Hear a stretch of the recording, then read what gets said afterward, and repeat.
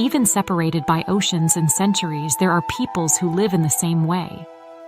Peoples of the forest and of the ice, who have never met, yet follow the same logic, that dreams are not an escape, but a guide. Among the Yanomami in the Amazon and even in northern Russia, what happens at night determines what will be done at dawn. Before the sun rises, they already know what needs to be done, not because they planned it, but because they dreamed it. And what these distant worlds have in common may reveal something about all of us, that the dream may be the oldest link between the human mind and the universe. In this video, we'll explore how ancestral peoples have crossed time guided by their dreams, and we'll uncover the importance of paying attention to what we dream. We'll pursue one question: what do dreams teach us about ourselves?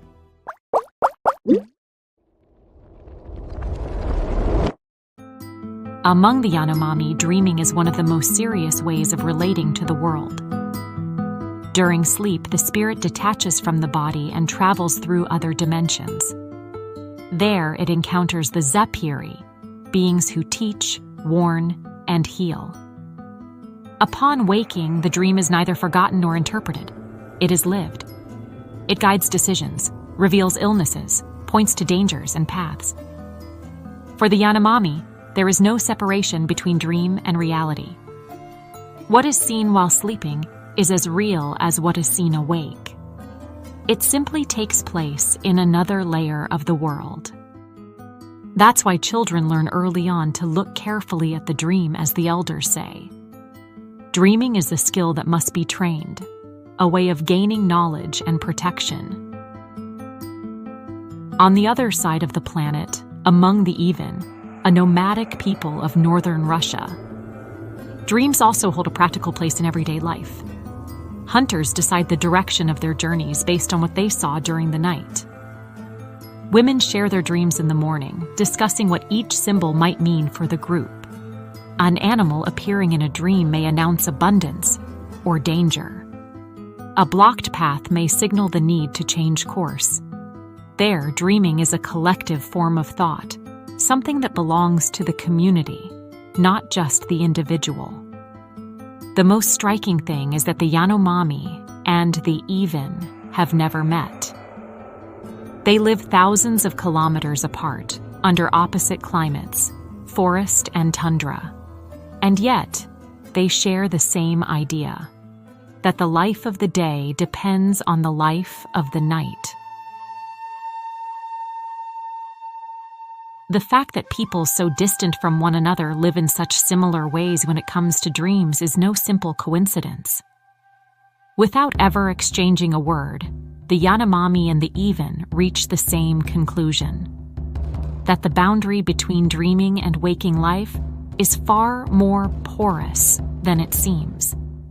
For anthropology, this reveals something profound about the human experience. Dreaming is a constant. It appears in every culture, in every era, in every landscape. What changes is the way it's understood. While the West has learned to treat dreams as a private phenomenon confined to the mind, other societies have kept them within the realm of the shared and communal. There, a dream is a meeting ground, a space where people, spirits, and omens converge. Some scholars call this oniric realism, a worldview in which a dream is not a metaphor, it's an event.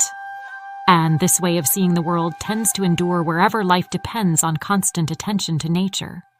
Among the peoples of the forest, the ice, or the desert, dreams serve to anticipate, to guide, and to protect. They're part of the system of survival. Perhaps that's why, even when separated by oceans, these peoples developed a similar wisdom. Because the dream is, above all, a place where the human mind remains animal, sensitive to the invisible, alert to signs, open to wonder. For a long time, science treated dreams as residue, random fragments of the mind trying to make sense of the night's chaos. But that view has been changing. Neuroscience now shows that during REM sleep, the brain doesn't rest. It reorganizes memories, simulates situations, and processes emotions. In other words, dreaming is the continuation of thought, just in another language. Brain imaging studies reveal that regions linked to emotion and creativity become highly active while we sleep. It's as if the brain takes advantage of the absence of rational control to test hypotheses, solve problems, and rebalance what was left unresolved during the day. Some say that dreaming is a form of mental rehearsal, a natural technology of adaptation, and, interestingly, this scientific explanation closely mirrors what traditional societies have practiced for centuries. When an even hunter dreams of a storm and decides to delay the journey, he's doing something remarkably similar to what modern psychology would call a symbolic integration of risk. When a Yanomami shaman dreams of a spirit guiding him to prepare a cure, he may be translating in mythic language the same emotional processing that science describes. The difference lies in vocabulary, not function.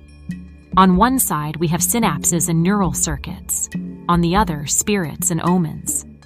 But both speak of the same thing, the human ability to learn while asleep. Today, scientists are studying something they call dream incubation. Techniques to induce certain themes in dreams and harness their creative potential, which in a way is a modern version of ancient wisdom. The idea that dreaming can be cultivated, directed, and taught. Perhaps what we call a scientific breakthrough is simply the rediscovery of knowledge that was never lost, only translated into a different language. Perhaps what connects such distant peoples isn't just the way they dream, but the way they see the world itself. For them, dreaming isn't an escape from reality. It's an extension of it. The forest dreams, the rivers dream, the animals dream too. And we, when we sleep, simply enter that flow. Modern science describes sleep as an activity of the brain. These societies see it as an activity of the earth. In both views, dreams have a purpose: to restore balance, reorganize meaning, and prepare the body and mind for what comes next. Maybe the difference is one of scale. While we try to understand why we dream, they learn from what they dream. We analyze dreams. They live them. And perhaps what neuroscience calls imagination is just another name for the same phenomenon, the human ability to cross invisible boundaries. Because in the end, that's what dreaming is. Not an escape from the world, but a deeper way of participating in it. The next discovery can change everything. Let science revolutionize your thinking. Subscribe and join us on the journey.